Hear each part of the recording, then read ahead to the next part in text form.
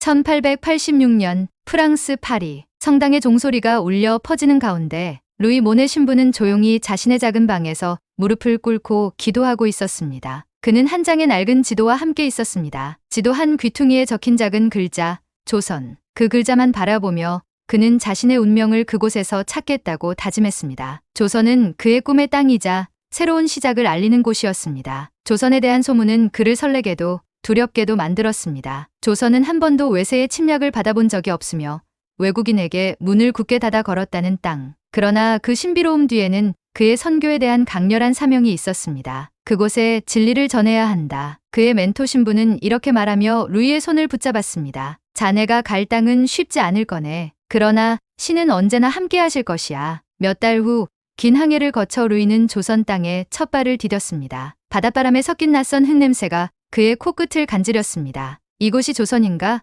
그가 내린 항구. 인천은 작고 소박했지만 활기가 넘쳤습니다. 짐을 나르는 일꾼들, 한복을 입은 여인들, 그리고 종종 지나가는 가마들까지 모두가 바쁘게 움직이고 있었습니다. 루이는 이국적인 풍경에 감탄하면서도 어딘지 모를 긴장감이 엄습해 오는 것을 느꼈습니다. 그의 여정은 한양으로 이어졌습니다. 황토비 틀길을 따라가는 동안 수많은 초가집이 그의 눈앞에 펼쳐졌습니다. 멀리 보이는 산과 들판, 그리고 점점 가까워지는 도시의 윤곽. 한양, 그곳에서 나를 기다리는 것은 무엇일까? 하지만 설렘도 잠시 한양에 도착한 그는 예상하지 못했던 가장 큰 어려움에 부딪혔습니다. 언어였습니다. 프랑스어도 라틴어도 심지어 중국어도 전혀 소용이 없었습니다. 조선 사람들은 그의 말을 이해하지 못했고 그 또한 조선어를 알아듣지 못했습니다. 그는 몸짓으로 겨우 몇 가지 기본적인 의사소통을 시도했지만 그마저도 자주 오해로 끝났습니다. 하느님, 도대체 어떻게 이 땅에서 당신의 일을 할 수 있단 말입니까? 그는 좌절 속에서 기도했습니다. 그때 기적처럼 그의 눈앞에 운명의 물건이 나타났습니다. 어느 날 루이는 자신이 머물던 서당에서 흥미로운 책을 발견했습니다. 낡고 바랜 종이 위에는 한자로 된 문장들 사이에 단순한 기호들이 섞여 있었습니다. 처음엔 그것이 어린아이들을 위한 그림처럼 보였지만 서당의 훈장은 자신 있게 말했습니다. 이것은 한글이라고 합니다. 루이는 의아한 표정으로 물었습니다. 이게 글자입니까? 너무 단순하지 않습니까? 훈장은 고개를 끄덕이며 대답했습니다. 그렇습니다. 하지만 이 글자는 단순함 속에 특별한 비밀을 담고 있지요. 한번 배우기 시작하면 곧 그 의미를 알게 될 것입니다. 훈장은 그에게 한글의 기본 원리를 가르쳐주기 시작했습니다. 가령 이 가라는 글자는 이렇게 소리 내지요. 훈장은 입에서 나는 소리와 모양의 관계를 설명했고 루이는 그 단순하면서도 논리적인 구조에 매료되었습니다. 소리를 본뜬 글자라니 정말 놀랍습니다. 훈장은 계속해서 말했습니다. 세종대왕께서 이 글자를 만든 이유는 우리 백성 모두가 읽고 쓸 수 있도록 하기 위함이었소. 농사짓는 농부부터 시장의 장사치들까지 누구나 배우기 쉽게 말이오. 루이는 그 설명을 들으며 감탄을 금치 못했습니다. 이 글자는 단순히 문자가 아니군요. 백성을 향한 사랑이 담긴 글자입니다. 그는 속으로 중얼거렸습니다. 프랑스에도 이런 글자가 있다면 얼마나 많은 사람들이 더 나은 삶을 살 수 있을까? 그날 밤 루이는 등잔불 아래에서 낡은 한글 책을 펼쳤습니다. 가, 나,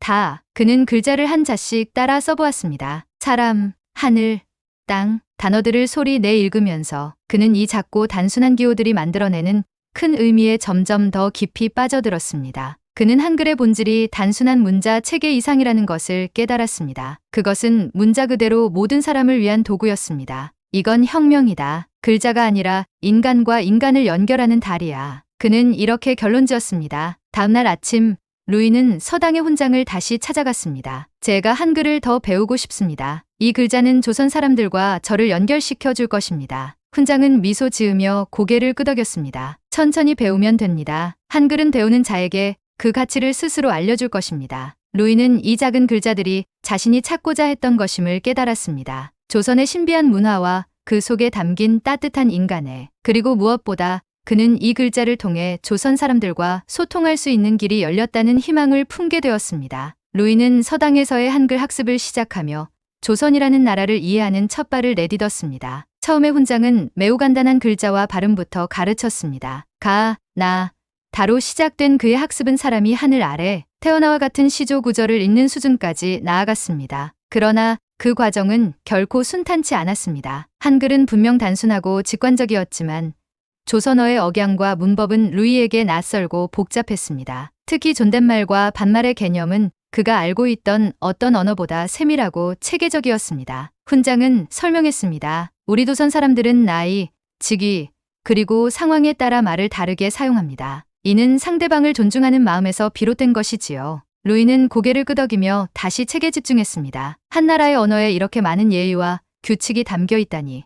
그는 언어를 배우는 데서 그치지 않고 조선 사람들의 문화와 사고방식을 더 깊이 이해하려 노력했습니다. 글자는 단순히 소통의 도구가 아니라 그 민족의 혼과 철학이 담긴 거울이구나. 그는 깨달음을 얻으며 배움에 열정을 더했습니다. 훈장은 한글의 창제 원리를 상세히 설명해 주었습니다. 이 글자는 세종대왕께서 백성들을 위해 직접 만드신 글자입니다. 백성이 스스로 읽고 쓸 수 있도록 하늘, 땅, 사람의 형상을 본떠 만들었지요. 또한 소리의 본질을 담아 만들었기에 배우기도 쉽고 발음하기도 편안합니다. 루이는 한글의 단순하면서도 혁신적인 구조에 감탄했습니다. 이 글자는 단순히 문자 체계가 아니군요. 백성을 위한 사랑과 혁명이 담긴 기적입니다. 그는 그렇게 중얼거리며 한글에 더욱 매료되었습니다. 특히 루이는 한글이 배움의 평등을 구현하는 도구라는 점에서 큰 감동을 받았습니다. 당시 프랑스에서는 글을 읽고 쓸 수 있는 사람이 주로 귀족과 상류층에 국한되어 있었습니다. 그러나 조선에서는 백성을 위해 특별히 설계된 이 글자가 존재한다는 점에서 그는 조선의 문화를 새롭게 바라보게 되었습니다. 한글을 배우는 과정에서 루이는 조선 사람들과 점차 소통을 시도했습니다. 그는 서당의 아이들과 대화하려 노력했고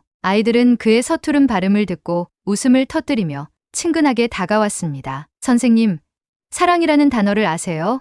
어느 날 한 아이가 루이에게 물었습니다. 아이의 질문에 잠시 멈칫한 루이는 훈장을 바라보며 도움을 구했습니다. 훈장은 부드럽게 미소 지으며 말했습니다. 사랑이란 마음으로 서로를 아끼고 보살피는 것입니다. 부모가 자식을 사랑하듯 이웃이 서로를 돕고 사랑해야지요. 루이는 그날 처음으로 조선 사람들이 얼마나 따뜻한 공동체 의식을 가지고 있는지 깨달았습니다. 그들은 가족 간의 사랑뿐 아니라 이웃과의 연대감을 중요하게 여겼습니다. 루이는 자신이 선교사로서 전하려던 사랑의 메시지와 한글에 담긴 철학이 깊게 맞닿아 있다는 사실에 경외감을 느꼈습니다. 한글은 단순히 문자 체계가 아니라 조선 사람들의 삶과 철학, 그리고 정신이 담긴 도구입니다. 그는 서당의 아이들과 이야기하며 이렇게 정리했습니다. 한글을 이해한다는 것은 조선을 이해한다는 것과 같습니다. 하지만 그가 조선에서의 삶에 점점 익숙해질 무렵 예상치 못했던 위기가 찾아왔습니다. 어느 날 한양의 관하에서 루이가 머물던 서당에 수색을 나설 것이라는 통보가 내려왔습니다. 관리는 서양인 선교사가 숨어 활동하고 있다는 소문을 들은 것입니다. 서당 훈장은 크게 놀라며 말했습니다. 선교사님,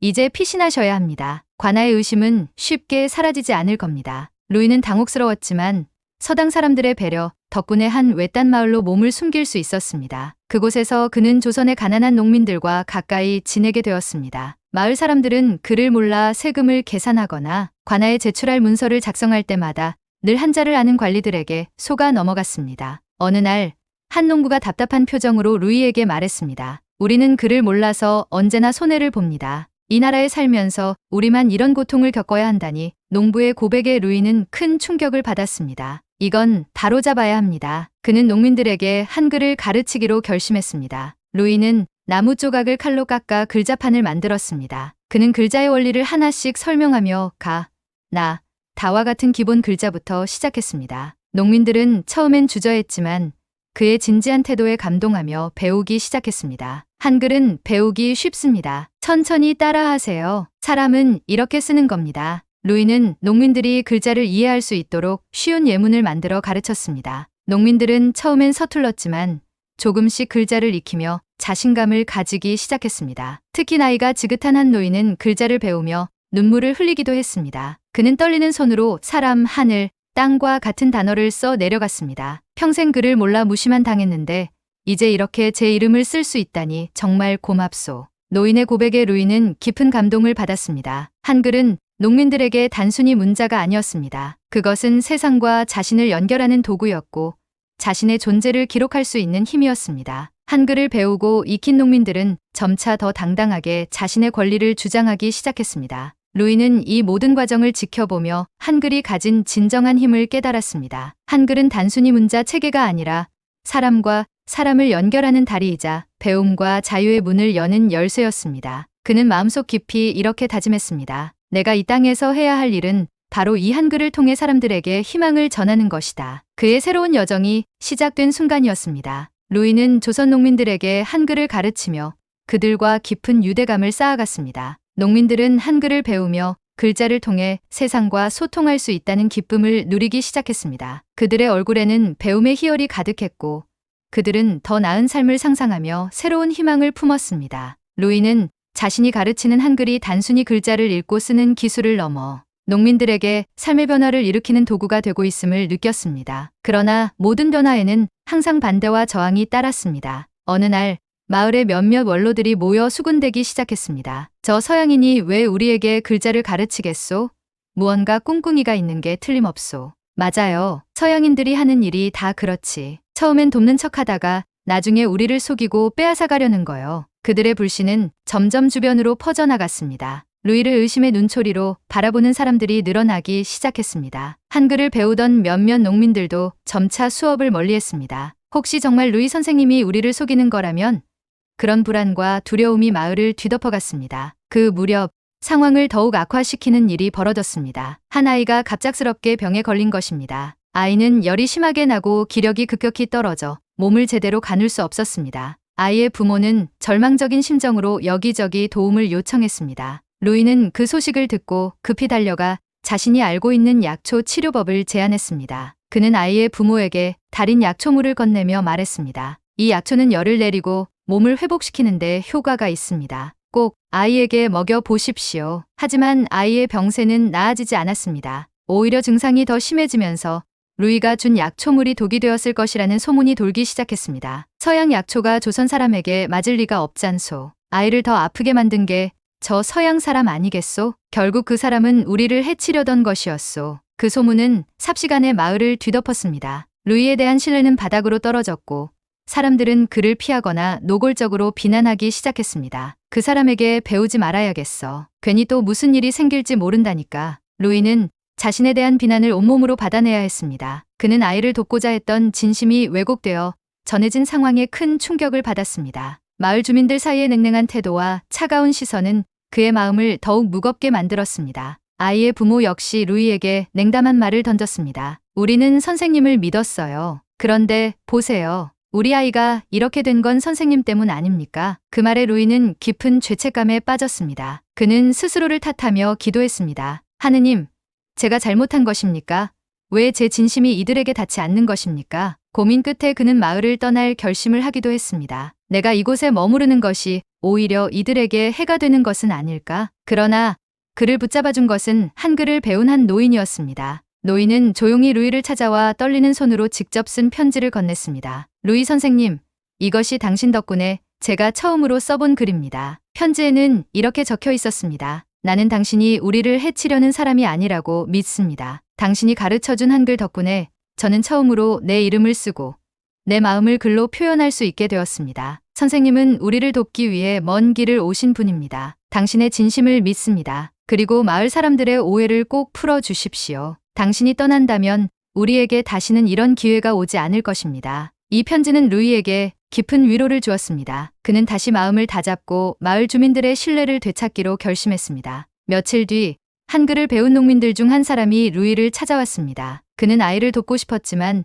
무엇을 해야 할지 몰라 고민하던 중 자신이 배운 한글을 떠올렸습니다. 그리고 약재에 대한 기록을 읽기 시작했습니다. 그는 어렵게 기록을 해독한 끝에 아이의 증상에 맞는 한약재를 찾아낼 수 있었습니다. 농민은 그 약재를 들고 루이를 찾아왔습니다. 선생님, 제가 배운 기록에 따르면 이 약초가 아이에게 효과가 있을 것 같습니다. 함께 준비해 보시겠습니까? 루이와 농민은 함께 약초를 다듬고 정성껏 다렸습니다. 그리고 그것을 아이의 부모에게 건넸습니다. 부모는 반신반의하며 약을 아이에게 먹였고 며칠 뒤 놀라운 일이 벌어졌습니다. 아이의 열이 내리고 기력이 서서히 돌아오기 시작한 것입니다. 선생님, 정말 감사합니다. 아이의 부모는 다시 루이를 찾아와 눈물을 흘리며 진심으로 사과했습니다. 우리가 선생님을 오해했습니다. 당신은 우리를 해치려던 것이 아니라 도우려던 분이셨군요. 정말 죄송합니다. 이 사건을 계기로 마을 사람들은 루이에 대한 신뢰를 회복하기 시작했습니다. 특히 한글을 배운 농민이 아이를 돕는데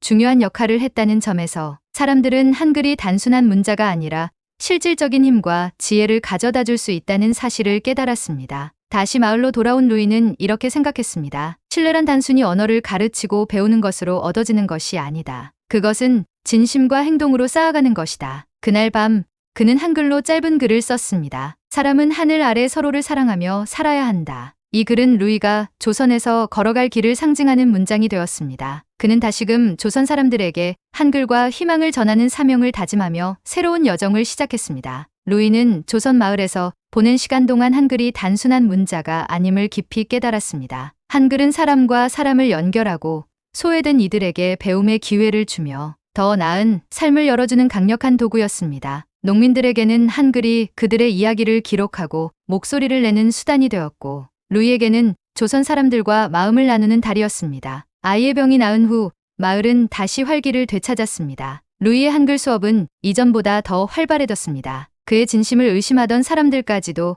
그의 한글 수업에 참여하며 그와 가까워졌습니다. 루이 선생님, 정말 감사합니다. 한글을 배우고 나니 세상이 다르게 보입니다. 농민들은 글자를 읽고 쓸 수 있게 되면서 자신감을 얻었고 그들의 삶은 점점 변화하기 시작했습니다. 한글을 배우기 전까지 농민들은 관아에서 오는 공문서를 이해하지 못해 늘 속아 넘어갔습니다. 관료들이 내리는 명령은 글로만 전해졌고 농민들은 그 뜻을 해석할 수 없었습니다. 하지만 이제는 공문서를 스스로 읽고 뜻을 이해하며 더는 부당한 대우를 받지 않게 되었습니다. 한글은 그들에게 글자를 읽고 쓴다는 기술을 넘어 스스로의 권리를 지키는 도구가 되었습니다. 특히 마을의 한 여성은 이렇게 말했습니다. 루이 선생님, 저는 글을 몰랐을 때 늘 남편에게 의지해야만 했습니다. 하지만 이제 스스로 편지를 쓸 수 있게 되었어요. 멀리 장사 나간 남편에게 제 마음을 전할 수 있다는 사실이 얼마나 큰 위안이 되는지 모릅니다. 이 글자가 제게는 삶을 다시 시작하게 해주었어요. 또한 한글을 배운 농민들은 서로를 돕는 데도 적극적이었습니다. 관아에서 어려움을 겪는 이웃을 위해 공문서를 해석해주거나 세금 문제를 함께 해결했습니다. 또한 장터에서 거래를 할 때도 더 당당해졌습니다. 이제 상인들이 저를 속이지 못합니다. 글을 읽을 수 있으니 제가 내야 할 돈이 얼마인지 정확히 알 수 있거든요. 루이는 농민들이 글자를 통해 세상을 새롭게 바라보는 모습을 지켜보며 한글이 단순히 지식의 도구를 넘어 삶을 변화시키는 힘이 있음을 깨달았습니다. 루이의 가르침은 마을을 넘어 인근 마을로도 퍼져나갔습니다. 그의 존재를 듣고 찾아온 사람들이 점점 많아졌습니다. 특히 젊은 농부들이 그의 수업에 참여하기 위해 먼 길을 오기도 했습니다. 어느 날, 한 젊은 농부가 이렇게 말했습니다. 선생님, 저는 한글을 배우고 제 가족을 위해 더 나은 삶을 만들고 싶습니다. 이제 우리도 세상과 연결될 수 있을 것 같습니다. 루이는 그 농부의 말을 듣고 한글이 조선 사람들에게 단순한 문자 이상임을 다시금 깨달았습니다. 한글은 배움의 도구이자 스스로의 미래를 만들어갈 가능성을 열어주는 힘이었습니다. 하지만 루이의 조선에서의 시간이 끝나가고 있었습니다. 그는 본국의 선교 본부로부터 다른 지역으로 이동하라는 지시를 받았습니다. 마을의 작별을 고할 시간이 다가오자 루이는 무거운 마음으로 마을 사람들에게 마지막 인사를 전했습니다. 여러분과 함께한 시간은 제게 너무나 소중한 추억으로 남을 것입니다. 한글을 통해 여러분과 마음을 나눌 수 있어 정말 행복했습니다. 앞으로도 한글을 통해 더 많은 것을 배우고 서로를 돕는데 힘써 주시길 바랍니다. 마을 사람들은 눈물로 그의 작별을 아쉬워했습니다. 그는 조선 땅에 남아있기를 간절히 원했지만 그의 사명은 다음 여정을 기다리고 있었습니다. 그가 한글을 가르친 첫 번째 학생이었던 노인은 루이에게 자신이 직접 쓴 짧은 글을 건넸습니다. 선생님, 당신이 떠나도 우리가 배운 한글과 당신이 남긴 가르침은 우리의 마음속에 영원히 남아있을 것입니다. 당신은 우리를 사람답게 만들어주셨습니다. 당신이 우리에게 가르쳐준 글자는 이제 우리의 무기가 되었고 당신의 마음은 우리의 길잡이가 될 것입니다. 루이는 노인의 글을 읽으며 깊은 감동을 받았습니다. 그는 자신이 조선에서 남긴 것이 단순히 몇몇 사람들에게 글을 가르친 일이 아니라 그들의 삶과 마음속에 새로운 씨앗을 심은 일임을 깨달았습니다. 조선을 떠나기 전 루이는 자신의 시간과 경험을 한글로 기록하기 시작했습니다. 한글은 단순한 문자가 아니다. 그것은 사람과 사람을 연결하고 세상을 더 나은 곳으로 만드는 도구다. 나는 조선에서 이 소중한 진리를 배웠다. 조선은 내게 새로운 삶을 보여준 곳이다. 그의 글은 조선 사람들에 대한 사랑과 존경으로 가득 차 있었습니다. 그는 조선을 떠났지만 그의 가르침과 진심은 마을 사람들의 마음속에 깊이 새겨졌습니다. 농민들은 한글로 자신들의 이야기를 계속 써 내려갔고 그 글자들은 조선의 미래를 밝혀나가는 등불이 되었습니다. 루이는 배를 타고 먼 항구를 떠나며 조선을 다시 한번 바라보았습니다. 그곳은 이제 그의 두 번째 고향이자 그가 남긴 사랑과 가르침의 흔적이 있는 곳이었습니다. 그는 멀어져가는 조선을 향해 마지막으로 이렇게 속삭였습니다. 조선과 한글, 당신들은 제 삶의 가장 큰 축복이었습니다. 오늘의 이야기가 마음에 드셨다면 좋아요와 구독을 눌러 더 많은 이야기를 함께 나누어 주세요. 한글처럼 우리의 마음을 잇는 이야기들을 더 많이 준비하겠습니다. 감사합니다.